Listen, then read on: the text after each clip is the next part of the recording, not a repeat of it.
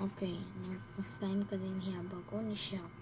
Ibutangan mo og clay, nya kuan dayon. Ang tubig. Nya ibutang dayon ni mo activator. Dito ba ni kay siya na kay pag mabasa mo kuan nya sticky na kayo dili kayo mo kuan nya liquid kayo. Pwede ni mo ibutang dili gamay kay mamig too much man siguro na siya o too much kayo ang activator bantog na main ani o to diba masyag na unsa pero sticky na kayo siya karon ang tawag tutorial ninyo to so ba kayo ni siya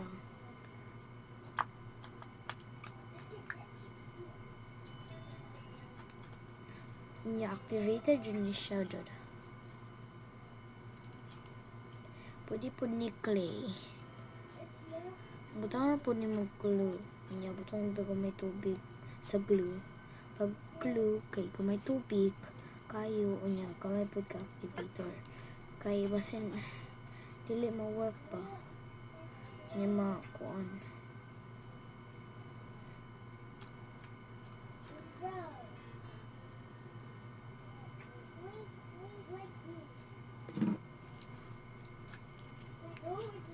Tawa.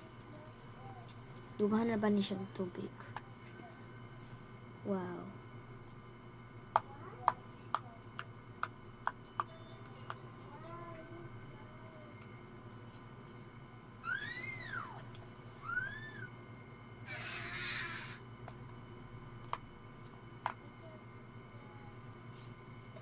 Ano din ba ko ni? So tutorial ani.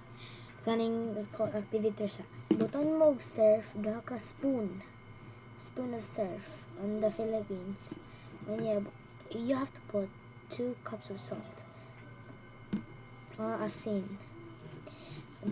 duha ka spoon niya tubig dayon mix ni mo niya buton niya activator niya kani pwede po ni sa clay ibutan mo sa container clay niya ibutan mo daghang tubig kunya maliquid din siya niya ibutan mo activator ano dayon tawag pwede po ni glue ibutan mo glue niya activator dayon diba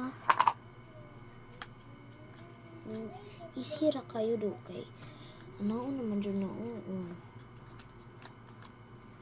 tutorial ako ani ugma kay para magkabalo mo dyan mo kung ihatag ang isa ano kayo container isa lang ako container na dyan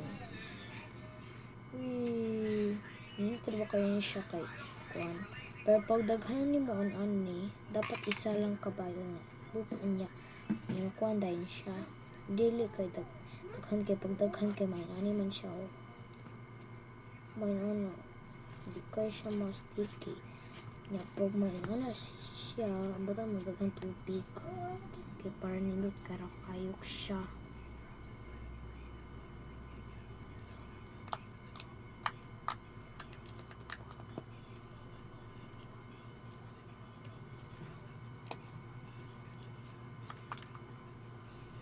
tinuod na siya na slime. So, bye guys. Or na ko ani ugma.